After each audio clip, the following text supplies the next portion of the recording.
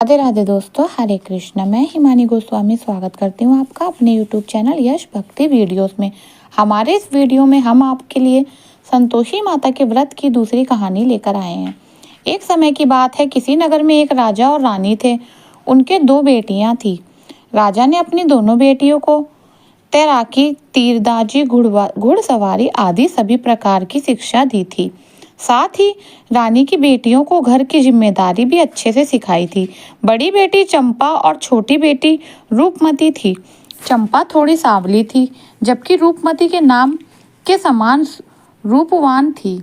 रानी रानी माँ हर शुक्रवार को पूरी विधि विधान से व्रत करती कि उसकी महल में एक धर्म में रहती थी, जो अपनी भतीजी से राजा की शादी करवाना चाहती थी। लेकिन राजा ने अपनी पसंदीदा की राजकुमारी से शादी करी थी, इसलिए वह रानी माँ से चिढ़ती थी और हर समय सबकी रानी माँ के खिलाफ भड़काया करती थी। चंपा कभी किसी की बातों में नहीं आती थी, पर रूपमती कई बार माँ की बातों में आकर अपनी माँ से लड़ने लगती थी। एक बार एक राजकुमार का रिश्ता चंपा के लिए आया। राजा ने धूमधाम से चंपा की शादी करा दी और उस राजकुमार को घर जमाई बनाकर रख लिया। शादी के बाद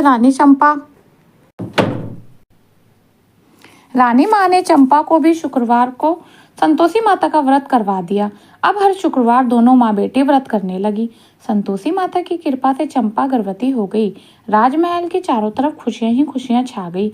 एक दिन रानी माँ और चंपा का शुक्रवार का व्रत था। तब राजा और उनके जवाई सिपाही के साथ शिकार के लिए गए हुए थे। तब धामा ने एक चाल चली और रानी माँ के खाने में खटाई मिला दी और अनजाने में रानियाँ और चंपा ने वह खटाई वाला खाना खा लिया, जिससे संतोषी माता रुष्ट हो गई। और रुष्ट होकर संतोषी माता ने राजा और उनके जवाई को रास्ता भटका दिया और उन दोनों की याददाश्त भी चली गई। वह दोनों के सिपाहियों से अलग हो गए और उधर उधर भटकने लगे। भूख प्यास से व्याकुल होकर वह दोनों बेहोश हो गए। उसी समय वहां से कुछ साधु गुजर रहे थे। उन्हें बेहोश देखकर उन दोनों को अपने साथ अपने आश्रम में ले गए।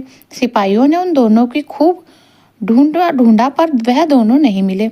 तब सिपाही वापस महल आए और रानी माँ को सारी बात बताई। चंपा को जब यह बात पता चली तो वह बहुत रोई, पर रानी माँ ने अपनी जिम्मेदारी संभालते हुए चारों दिशाओं में सिपाहियों को राजा और जमाई को ढूंढने भेजा। कई दिनों के बाद सब खाली हाथ वापस लौट आए। तब रानी माँ ने बड़ी बेटी चंपा को राज्य भाषा कर दिया और राजगद्दी पर बैठाया। अगले शुक्रवार रानी माँ और चंपा ने फिर से व्रत रखा। तब धाया माँ ने फिर से चाल चली और उनके खाने में खटाई मिलाने लगी। लेकिन तभी रानी माँ ने उसे ऐसा करते देख लिया और उसे पकड़ लिया। पूछने पर धामा ने सारी बात बता दी कि उसने पहले भी खाने में खटाई मिलाई है। तब रानी माँ ने उसे कारागार में डलवा दिया। अब रानी और चंपा ने संतोषी माता से प्रार्थना करे कि हे माँ संतोषी, आप हम सबकी माता हैं और हम आप सबके बच्चे हैं। हमारी भूल माफ करें। माँ संतोषी और हमारे पति को वापस लाएं।